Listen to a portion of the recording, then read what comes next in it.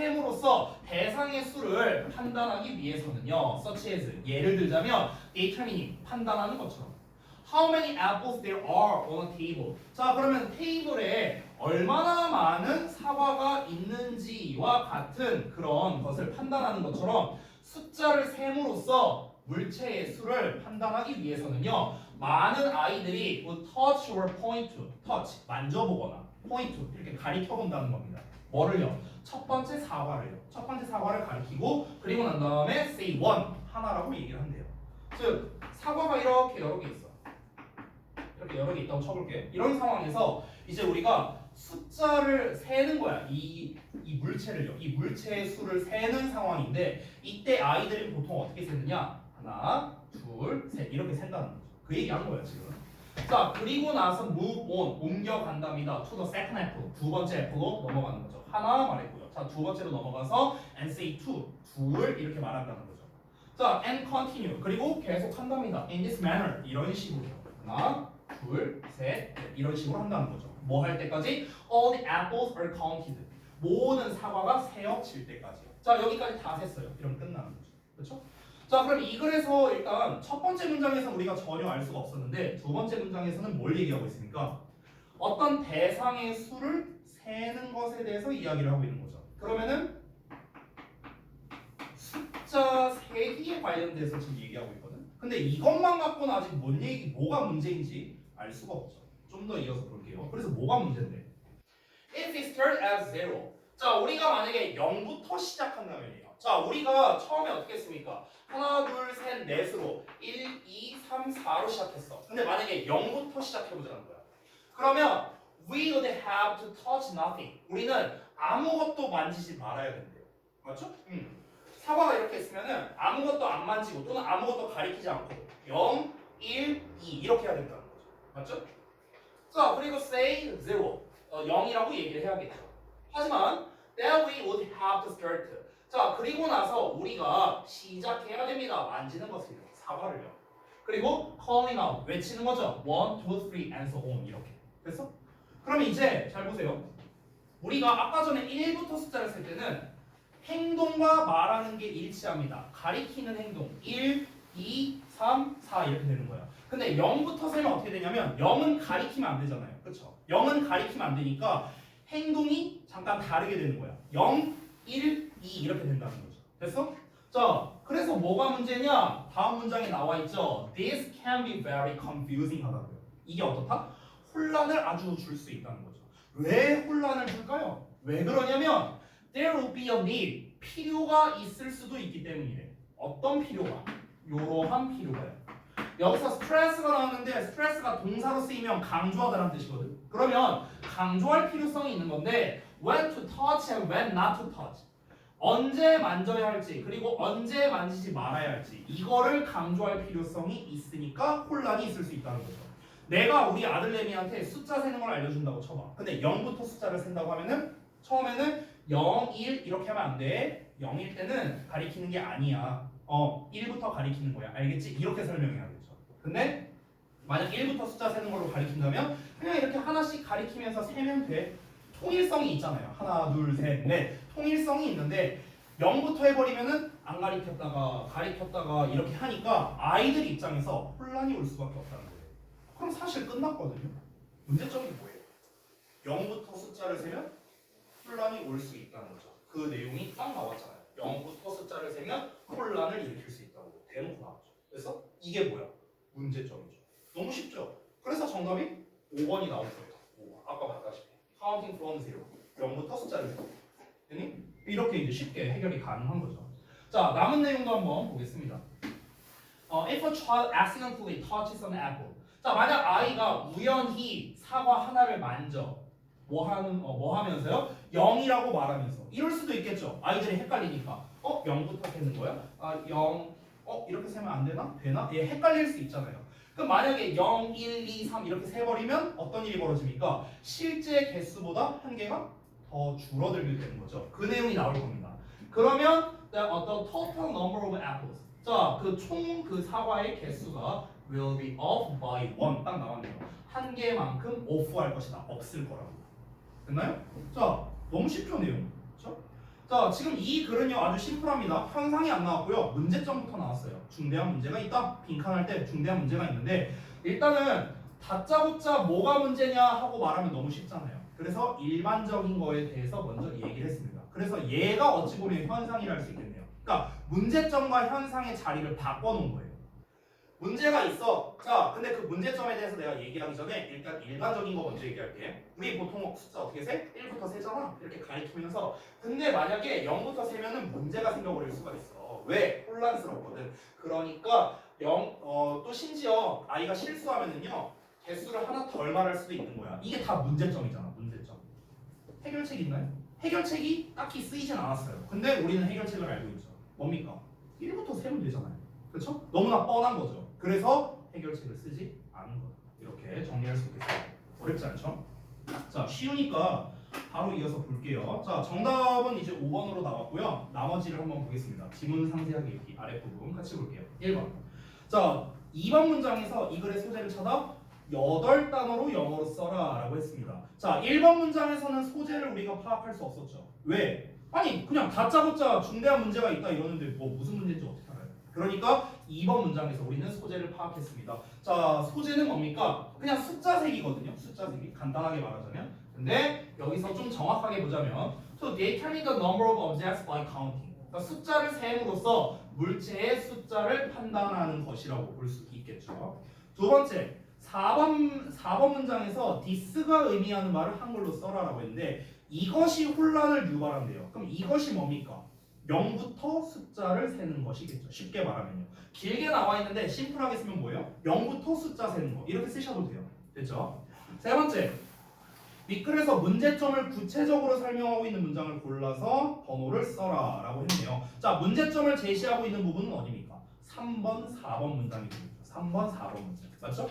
2번 문장에서는 일반적 현상을 말했어요. 1부터 숫자 세는 거에 대한 이야기를 했고요. 만약에 0부터 센다면 문제가 생기고 그래서 4번 문장에서 혼란을 가중할 수 있다라고 나왔으니까 3번, 4번 문장이 바로 구체적 문제점을 제시한다. 이렇게 볼 수 있겠습니다.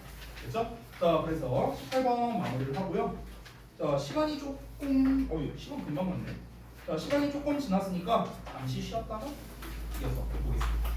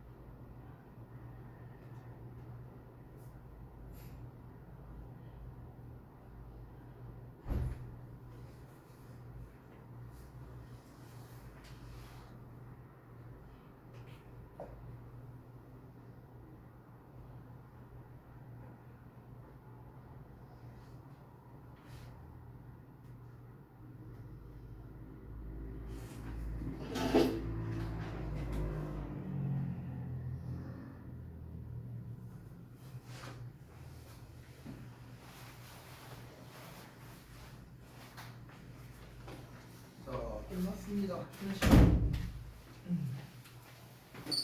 다음 거 보겠습니다. 19번.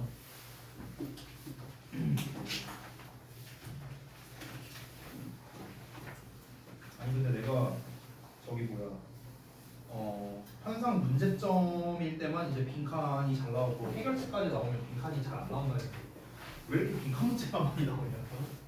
자 보자.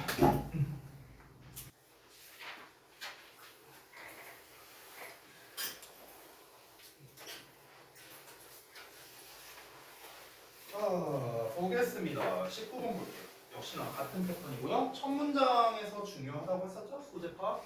역시나 또 소재 파악하고 가보자고요. 보겠습니다. In a culture, 문화에서인데 어떤 문화냐? Where there is a belief, 어떤 믿음이 있는 문화랍니다. 어떤 믿음인가? That you can have anything. 너가 뭐든지 가질 수 있다고 믿는 문화래요. 이 truly want, 네가 진정으로 원하는. 그러니까 너가 진정으로 원하는 어떤 것이든 네가 가질 수 있다라는 믿음. 아까 얘기했던 팁이 나왔네요. 믿음이라는 거는 추상명사이죠. 그렇기 때문에 뒤에 동격절 대시 이어지고 있습니다. 완전한 문장 나왔죠? 자, 그런 문화권에서 there is no problem. 문제가 없대요. in choosing. 선택에서 문제가 없답니다. 그렇죠? 자, 그럼 여기서도 역시나 현재 시제로서 일반적인 객관적 사실을 이야기하고 있는 현상 부분이 나왔습니다. 자, 지금 첫 문장에서 뭘 얘기하고 있습니까? 원하는 걸 다 가질 수 있다면 어떤 걸 선택해도 상관이 없다라는 그런 문화권에서는요, 선택 자체가 의미가 없대요. 그러니까 무슨 말이냐? 예를 들어 이런 겁니다. 우리가 직업으로 한번 쉽게 예시를 들어볼까요? 내가 만약에 선생님이 되고 싶다. 자, 여기가 목표예요. 목표. 근데 여기까지 가기 위해서 우리가 거쳐야 되는 길이 이런 루트가 될 수도 있고 이런 루트가 될 수도 있어요. 자, 그럼 이제 여기서 또 갈림길이 있겠죠. 이런 식으로 갈림길이 막 이렇게 있습니다. 이런 식으로 막 있어. 여러 가지. 근데 우리가 만약에 자칫 잘못해서 어떤 선택을 해버리면 아예 이쪽으로 갈 수가 없어지게 될 수도 있죠. 그렇죠? 근데 뭐든지 내가 원하는 건 다 얻을 수 있어 라는 문화권에서는 어떻답니까? 선택의 의미가 없대요. 왜? 아니 어떤 걸 선택해도 어차피 여기까지 가게 될 테니까요. 어디를 선택해도 내가 보통 이제 우리가 이 갈래가 있잖아요. 우리가 인생을 살다 보면 나는 이쪽으로 가겠다 저쪽으로 가겠다라는 이제 이 선택지가 항상 있죠. 저는 그 맨 처음이 어떤 거냐면요. 고등학교 선택이라고 생각해요. 그 시작점이. 고등학교를 어느 쪽으로 갈까? 이게 시작점이고 두 번째가 내가 문과 쪽으로 갈까 이과 쪽으로 갈까 이런 게 이제 또 선택지가 되겠죠. 그리고 이제 우리가 수능이 끝나고 난 다음에 이제 내가 이쪽 대학을 쓸까 말까 뭐 이런 게 다 선택지 아닐까요? 그 대학에 붙었다면 갈까 말까 이 다 우리 인생은요 다 선택으로 이루어져 있다라는 거죠. 그런데 방금 말했던 이런 문화권에서는요 어떤 선택을 하더라도 내가 목표로 하는 것은 어떻게든 달성을 할 수가 있으니까 선택이 의미가 없고 부담도 없는 거겠죠. 그렇죠? 자, 근데 다음 내용을 보면요. however가 나왔습니다. 그러나 많은 문화는 do not maintain this belief. 이러한 믿음을 유지하지 못한답니다. 대부분 그렇지 않을까요? 우리 문화권도 마찬가지죠. 내가 어떤 선택을 하더라도 내가 원하는 걸 할 수 있어. 내가 약사를 하고 싶어 예를 들어. 그럼 나는 어떤 선택을 해도 약사가 될 수 있다? 그러지는 않겠죠. 일반적으로는. 자, in fact 사실은 많은 사람들이 do not believe, 믿지 않아요. 대절을 life is about getting what you want. 너가 원하는 것을 얻는 것에 대한 거래요. 뭐가? 삶이라는 게. 그러니까 많은 사람들은 삶이라는 것은 너가 원하는 것을 얻는 것이라고 믿지 않는답니다. 즉 삶이라는 것은 뭐에 대한 거냐면 doing what you are supposed to do. 너가 해야 할 것을 하는 것이라고 보통은 믿는다는 거죠. 자, 이게 무슨 말이냐면 앞에서 우리가 원하는 걸 다 가질 수 없으니까 우리는 어떤 거에 문제가 생긴다? 그러니까 선택에서의 문제가 생긴다는 거예요. 첫 문장에서는 뭐라고 했습니까? 첫 문장에서는 선택에 있어서 문제가 없다라고 했었죠. 어떤 문화에서? 이런 문화에서는.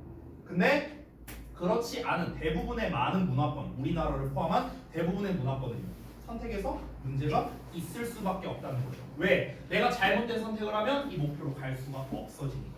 그렇죠? 그러니까 선택이 신중해질 수밖에 없다라는 겁니다.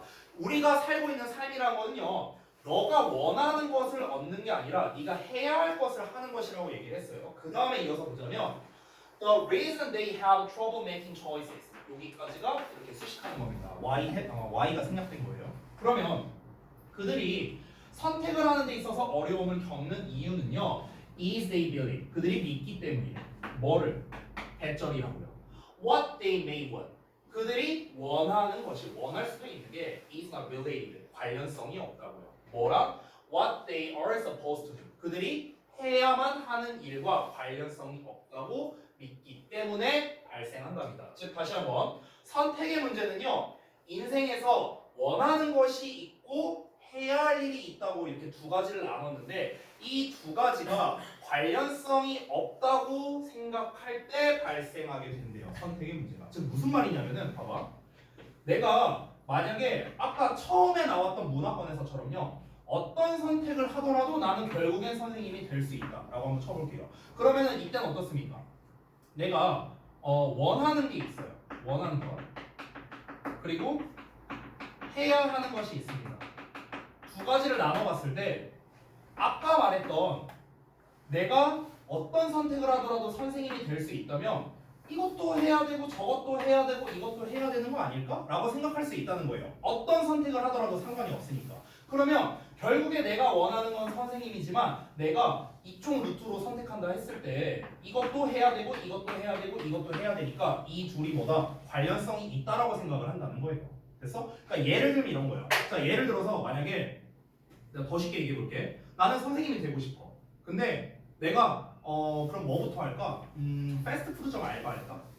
이렇게 한번 시작한다고 해볼게. 그럼 우리가 일반적으로 생각했을 때 패스트푸드점 알바랑 선생님이랑 무슨 관련이 있어요? 관련은 없잖아요. 그렇죠? 근데 첫 번째 문장에서 말했던 문화권에서는 관련이 있다고 생각하는 거야. 왜? 내가 지금 당장 패스트푸드점 알바를 해도 난 어차피 선생님이 될 거니까. 그러니까 내가 지금 하고 있는 일과 내가 해야 하는 일과 돈을 벌기 위해서 알바를 하겠죠. 내가 지금 해야 하는 일과 내가 선생님이 되고 싶은 거는 관련성이 없는 게 아니야. 난 패스트푸드점 알바를 하고 있지만 난 무조건 선생님이 될 수 있으니까. 이렇게 생각한다는 거죠. 그러니까 처음에 나왔던 문화권에서는 이 둘을 연관성이 있다고 생각하는 거예요. 근데 우리의 문화는 어떻습니까? 그렇지 않죠. 대부분의 문화는 어때요? 내가 선생님이 되고 싶으면 뭘 해야 돼요? 사범대를 가봤고 그래서 임용고시를 봐서 우리는 일반적으로 이걸 생각하잖아. 그렇죠? 근데 내가 예를 들어 당장 해야 하는 일이 패스트푸드점 알바라고 쳐볼게요. 당장 해야 하는 일은 패스트푸드점 알바야. 근데 내가 원하는 건 선생님이야. 이 둘의 관련성을 우리가 찾을 수 있을까? 찾기가 어렵겠죠. 그렇죠? 그러니까 지금 요 문장에서 그 얘기를 한 거예요. 원하는 거랑 해야 하는 일이 관련성이 없다고 믿는 거야. 그러니까 선택의 기로에 선다는 거죠. 그래서 내가 지금 당장 돈을 벌려면 난 패스트푸드 알바를 해야 돼. 근데 난 선생님이 하고 싶은데 그럼 공부를 해야 되나? 어떡하지? 그냥 쪼달리는 생활하면서 공부를 해야 될까? 아니야. 당장 생활비도 없고 돈이 없으니까 알바를 해야 되나? 이런 선택의 기로에 서게 된다는 거죠. 됐어요? 이해돼요? 이제 돼요? 자, 그러면 The weight of outside consideration. weight라는 말이 나오면 여러분 무게로 보통 많이 알고 있지만 비중이라는 뜻도 하나 챙겨가 주세요. 비중. 알겠죠? 자, 그리고 consideration은 고려사항이니까 외적인 고려사항의 비중이 is greater, 더 크답니다. than their desires. 그들의 욕망보다. 그럼 욕망이라는 건 뭡니까? 원하는 것이죠. 위에서 말했던. 그럼 외적인 고려사항은 뭐예요? 요거죠. 해야 하는 거죠. 해야 하는 거. 여러분, 해야 한다라는 건 결국에는 뭘 말하는 걸까요? 우리가 이렇게 쓸 수도 있지 않을까? 현실적인 원하는 것을 이렇게 말할 수도 있지 않을까? 그러니까 현실과 이상에 대해서 얘기할 수 있는 거죠. 그러니까 문화에 따라서 현실과 이상을 동일시하느냐 그렇지 않느냐에 대해서 얘기를 한 건데 지금 대부분의 문화는 어떻다? 현실과 이상이 다르다고 생각한다. 그러니까 선택의 문제가 생긴다라는 겁니다. 자, 그럼 소재를 한번 잠깐 잡아보자면요. 결국 이 글에서 말하는 소재는요. 우선 선택에 대한 이야기예요. 선택. 그렇죠? 이게 일단 이제 핵심 소재인데 이 선택을 기반으로 해서 뭘 얘기하고 있습니까? 이상과 현실을 나눠서 생각을 하고 있는 거예요. 그러니까 대부분의 문화에서 대부분 문화에서 어떻다? 현실과 이상의 괴리감이 있다는 거죠. 그래서 어떻다? 이 선택의 처음에 주제 부분을 선택이라고 안 쓰고 이렇게 쓸게요. 선택의 문제라고 쓸게요. 이렇게 쓸게요. 이러면 딱 떨어지고 이런 문제가 이제 생기게 된다. 자, 그래서 이어서 보자면 when this is an issue in a group. 자, 이게 어떤 집단에서 논쟁거리가 될 때요. 우리는 논의를 합니다. 뭘 논의하냐? What makes for good decisions. 그러니까 좋은 결정을 위해 내리려고 하는 것을 이제 논의한다는 거겠죠. 아까 첫 문장에 나왔던 문화라면요. 논의고 자시고 할 필요가 없죠. 왜? 내가 뭘 하든 내 목표를 무조건 달성할 수 있으니까. 근데 대부분의 문화는 그게 아니라고 이야기를 했습니다. 그렇기 때문에 어떻게 하는 게 가장 좋은 결정일까? 이거를 수도 없이 이제 우리가 고민하고 판단하고 이런 작업을 하는 거겠죠. If a person can be unburdened. burden은 동사로 쓰이면 부담을 주는 건데요. unburden이니까 부담을 이제 없애는 거겠죠. 부담이 없어지게 된 거니까.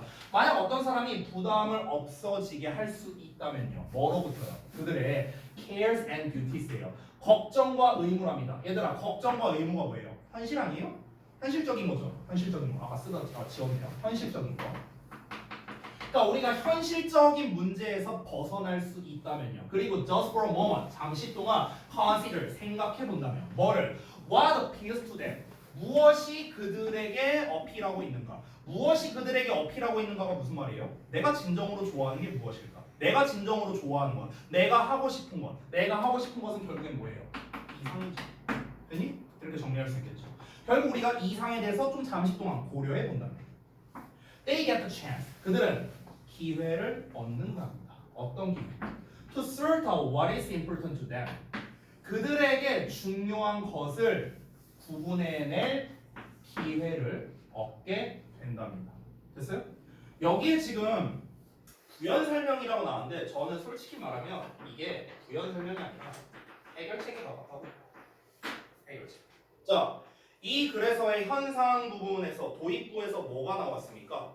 현상 부분에서는 아까 말했다시피 이런 문화에서는 선택이 의미가 없다. 근데 문제점을 이제 하나씩 제시한 거죠. 실제 대부분의 문화에서는 사실 선택에 따라서 목표가 달라질 수 있기 때문에 선택이 중요하다라는 게 문제점으로 계속 얘기했어요. 그래서 우리가 어떻게 해야 된다는 거예요? 어떻게 해야 된다고? 그에 대해서 해결책을 제시한 거죠. 분명 현실적인 부분 문제가 있어. 근데 그거 잠깐만 내려놓을 수 있다면, 그리고 너가 잠시 동안 한번 너의 이상에 대해서 생각해 볼 수 있다면, 그러면은 너에게 진정으로 중요한 게 무엇인지 우리가 파악해낼 수 있지 않을까? 라고 얘기를 하는 거예요. 그러니까 해결책을 제시했다. 볼 수도 있는 거죠. 그죠? 자, then 마지막 문장입니다. 그리고 나서 they can consider. 그들은 생각해 볼 수 있어요. 그리고 negotiate, 협상할 수 있습니다. with their external pressures. external pressure니까 외적인 부담이에요. 외적인 압박. 뭡니까? 현실적인 거죠. 그래서 또 지웠구나. 현실적인 거. 되니? 그렇게 하면은 현실적인 부담에 대해서 협상하고 고려해 볼 수 있다. 그럼 이거는 결국 뭡니까? 앞에서 제시한 해결책으로 인한 결과가 되는 거죠. 그 해결책으로 한번 해봐. 그러면은 이렇게 될 거야. 이렇게 되는 거죠. 되니? 자, 그래서 결국에 이 앞문장과 뒷문장, 이 앞문장 뒷문장을 보자면 결국에는 인과관계라고 볼 수 있어요. 여기에서 해결책을 제시했죠. 너가 이렇게 해봐. 그러면 이런 결과가 나올 거야. 이 원인으로 인해서 이 결과가 나오게 될 거야. 결국 이 두 문장은 인과관계라고 볼 수도 있는 거죠. 여러분께서 살면서 정말 많은 선택의 기로에 서게 될 거예요. 저도 그랬었거든요. 제가 인생을 살면서 지금 딱 머릿속에 떠오른 게 여러 가지 선택의 기로가 있었는데 첫 번째가 있었어요. 첫 번째. 잠깐 얘기를 해줄게요. 약간 인생 얘기일 것 같은데요. 제가 고3 때 수능을요. 이제 원점수 기준으로 418점인가 받았어요. 정확한 점수는 기억 안 나요. 450점 만점인가. 근데 이제 원점수가 중요한 게 아니라 이제 등급으로 얘기를 해야겠죠. 등급. 나 때는 언수의 탐인데 지금 버전으로 보내세요. 자, 국수영 탐이잖아요. 그렇죠? 근데 제가 이과였거든요. 과탐을 봤어요. 근데 이제 과탐을 뭘 봤냐면 참고로 말하는데 저 때는요. 과탐을 무조건 3과목은 봤어야 됐어요. 최소. 왜냐면 학교마다 그 과탐 개수를 보는 게 달랐는데 서울대랑 의치안이 있죠. 여기는 무조건 4과목을 봐요. 여기는 무조건. 그리고 그 아래 대학들이 있죠. 흔히 말하는 이제 그 스카이라인 그리고 이제 중경 AC 라인 이런 데 있죠. 여기는 3과목을 봤어요. 그래서 제가 이제 그때 한 3과목을 봤는데 뭘 봤냐면요. 제가 물투, 화투, 지투를 봤어요. 수능에서 미쳤죠. 네, 나도 알고 있어요. 네. 그래서 이제 수능을 봤는데 어떻게 나왔냐면요. 제가 일단은 국수, 영, 물까지는 1등급 받았고요. 그 다음에 화투, 지투를 좀 조졌어요. 그래서 3등급 나왔습니다. 이렇게 이제 나왔고요. 여기에서 수학이랑 영어랑 물투는 만점 받았어요. 3개는요. 자 이렇게 나왔는데 근데 이렇게 됐을 때 여기서 제가 좀 약간 득을 본 게 있어요. 어떤 득을 봤냐면 이때 당시 제가 이제 07 수능을 봤는데 07 수능 물투가요. 진짜 지옥 난이도였거든요. 지옥 난이도. 내가 왜 투 과목을 봤냐면요. 이유가 간단한 게 저는 물투에 좀 자신이 있었어요. 왜냐면 이제 물리투가 이제 물리 공부해 보신 분은 알겠지만 물리가 어렵잖아요. 근데 제가 좀 약간 이때 당시에는 좀 뭐랄까 사이코패스는 아니고 약간 좀 진성 이과였어요. 제가 그러다 보니까 물리랑 수학을 내가 되게 좋아했단 말이야. 물리랑 수학을. 근데 물리 1은요. 이거 좀 여러분께 죄송한데 정말 재수없는 말인데요. 물 1은요. 공부 안 해도 만점 받았어요. 진짜. 근데 물 2는 조금 공부하니까 1등급이 나오는 거야. 그러면은 이제 저 때는 이제 2 과목을 보면 가산점이 있었으니까 굳이 그러면 1 과목을 볼 이유가 없는 거죠. 근데 이제 내가 무슨 배짱인지 사실 화원이랑 지원 봤을 때 다 1등급 나왔었거든요. 근데 제가 무슨 배짱인지 아이씨 남자라면 올 2 과목이지. 그래갖고 그냥 다 2 과목으로 한 거예요. 아무 근거가 없어요. 그냥 그렇게 골랐어. 그랬는데 이제 물투를 볼 때도 나름 여유 있게 시간 남겨서 막 보고 이랬었단 말이야. 근데 시험지를 받았는데 이게 왜 뭐야? 겁나 어려운 거야. 1번부터. 아 지금 조졌다. 수능날. 국어를 처음에 보잖아요. 근데 제가 고질병이 뭐였냐면 수능날 1등급을 받았잖아. 수능 보기 전까지는 맨날 2, 3등급이었어. 한 번도 1등급을 받은 적이 없어. 수능날 1등급 받았어. 운이 좀 좋았어요. 제가. 근데 이제 맨날 2, 3등급 받았는데 수능날 딱 이제 국어 문제를 푸는데 저 때는 듣기가 있었거든요. 국어가. 그리고 60문제가 있어요. 문제수가. 그랬는데 국어 듣기가 처음에 5문제가 있어. 그게 나오는데 나는 듣기에 되게 약해갖고 국어 듣기도 틀렸었거든요. 사실 듣기 거저주는 문제였단 말이야. 그만큼 국어를 못했었어 내가. 근데 듣기가 술술 풀려. 오? 잘 풀리네. 제가 또 이제 그리고 국어에서 못했던 게 저는 문학을 못했어요. 문학. 그러니까 비문학은 잘했는데 문학을 잘 못했거든. 특히 고전문학. 한자 나오고 뭐 관독표경 어쩌고 지겨워 죽겠어. 뭘 하는지도 모르겠고 외우기가 싫어. 막 현대시, 막 고전시가 다 너무 싫어. 근데 그냥 달달달달 외웠는데 이게 웬걸? 내가 외운 거에서 많이 나왔어. 시험에서. 운이 좀 좋았어요 제가. 그래서 국어를 막 푸니까 술술 풀려. 나 오늘 되는 날인가 보다. 왔다. 됐다. 이렇게 생각하고 있었죠. 수학도 수월하게 했고요. 수학은 심지어 내가 2번 풀고도 30분 남았었어요. 그래서 수월하게 됐고 수학이 별로 안 어려웠어 나한테. 영어도 뭐 무난하게. 이제 수학 끝나고 점심시간이잖아요. 점심시간 끝나고 이제 영어하고 오케이 오늘 날이다. 서울대 각이다. 서울대 못 가고요. 나 연고대 각이다. 이 생각하고 있었죠. 근데 처음에 물투 시험지를 받았는데 조졌다 이거. 이 생각이 든 거예요. 그 정도로 어려웠거든요. 저 때 물투가 만점이 그 만점이 1등급 컷이 기록이 최고 기록인데요. 지금도 안 깨졌어요. 이 기록이 최근 수능에서도 안 깨졌어. 내가 봤는데 이 1등급 컷이 37점이었어요. 네네 1등급 컷이 37점이 아직도 안 깨졌어요. 이 기록. 이때 제가 그 물투 만점 받았다 했잖아요. 근데 나중에 이제 제가 알고 봤는데 이 물투 만점자가 이때 9명 나왔어요. 9명밖에 안 나왔어요. 9명밖에. 그래서 그때 학교에서 이제 그 수능 끝나고 이제 학교 가면 어차피 다 그냥 놀거든요. 근데 이제 그 학교에서 담임 선생님이 어디에서 이렇게 인터뷰가 왔대요. 물투 만점 이렇게 인터뷰가 왔대요. 왜냐면 너무 어려우니까. 그래서 나보고 인터뷰 하겠냐고 하니까 아니 나 그딴 거 안 한다고 그래서 안 했었거든요. 아무튼 그랬었어요. 근데 어쨌든 수능을 잘 봤잖아요. 근데 결론부터 말할까요? 대학을 못 갔어요. 이게. 전 대학을 못 갔어요. 왜 못 갔냐? 왜 못 갔냐를 얘기하기 전에 제가 그때 그 스카이에서 서울대 빼고 다 붙었어요. 서울대 빼고 그 아래 다 붙었어요. 붙었는데 못 갔어요. 그러니까 왜 그러냐면은 좀 이제 여기서부터는 약간 개인사가 있는데 어쨌든 이제 그거는 나중에 기회가 되면 말씀드릴게요. 그럼 이제 여기에서 저에게 제 인생의 1차 선택의 기로가 선 거예요. 그때 제가 원래 가려고 했던 게 연대 전자과였어요. 여기 합격했거든요. 연대 전자과랑 그다음에 한양대 전자공학과 여기를 합격을 했어요. 둘 다 연대 어디였더라? 한양대였나? 연대였나? 갑자기 기억이 안 나네. 둘 중에 한양대였던 것 같은데 여기 차석 합격했거든요. 그래서 4년 장학금 나와요. 참고로 이 차석 합격이면. 근데 이제 어쨌든간 지금 저에게 그때 선택의 기로에 선 게 뭐냐면요. 대학을 가냐 안 가냐로 이제 선택의 기로에 선 거예요. 이거를 제가 일주일 정도 고민을 했어요. 일주일 정도. 가야 되나? 수능 보고요? 아니 합격증 다 나오고 합격했다니까. 다 합격을 했어요. 합격을 했는데 이제 내가 등록을 안 하면 어차피 취소되잖아요. 그래서 여기에서 이제 고민을 하게 된 거예요. 가야 되나? 말아야 되나? 당연히 속마음은 당연히 가고 싶다죠. 야 누가 미쳤다고 연대 한양대 붙었는데 누가 안 가요? 당연히 가고 싶죠. 근데 이제 제가 사정이 있었어요. 그때. 그래서 여기에서 이제 바로 아까 방금 전에 읽은 지문에서 나온 거예요. 이상이냐? 이제 현실이냐? 약간 이런 느낌으로서 이제 접근이 되는 거죠. 이런 상황이었는데 그래서 결국 저는 어떻게 했는가? 대학을 포기했습니다. 첫해 대학을 포기했어요. 그래서 이제 대학을 이제 언제 갔냐면요. 그 다음 해에 이제 제가 수시로 이제 갔었고 그 다음에 사실 이 대학은요 제가 원하는 대학은 아니었죠. 제가 원하는 대학은 아니고 그냥 좀 낮은 레벨의 대학이었어요. 수시로 썼으니까. 왜냐면 나 때는요 높은 대학은 수시 선발을 아예 안 했어요. 아예 안 했어. 수시에서 제일 센 대학교가 경희대였어요. 저 때는. 근데 뽑는 인원도요 학과가 아니고요 학부에서 2명 뽑고 막 이랬어요. 학부에서. 그러니까 뽑는 인원이 진짜 전체 정원의 아마 3%도 안 됐을 거예요. 그만큼 뽑는 인원이 없었어. 당시에 수시는 무조건 정시였거든요. 근데 그러다 보니까 이제 내가 원하는 대학에 이제 못 갔죠. 그래서 이제 몇 년 있다가 편입을 했어요. 제가. 편입을 해서 이제 편입한 대학교 가서 영문과 가서 이제 졸업하고 이렇게 온 거예요. 그러니까 일단은 제 삶은 그렇습니다. 추려서 말하자면.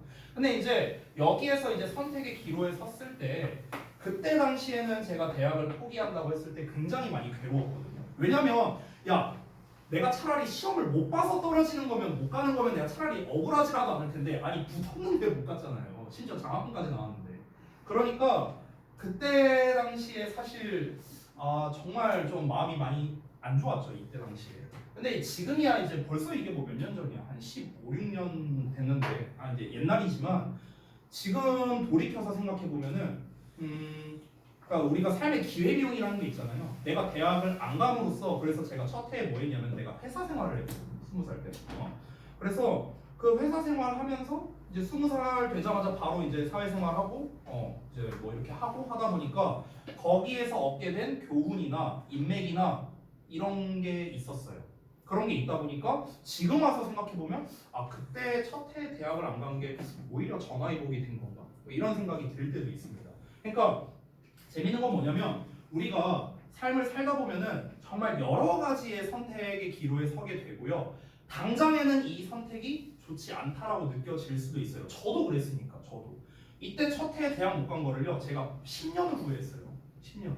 그랬었는데 근데 지금은 이제 시간이 좀 많이 흐르고 보니까 그때 대학을 못 가서 오히려 나의 사회생활에 더 플러스가 많은 것 같네. 이런 생각이 들더라고요. 최근 들어서는.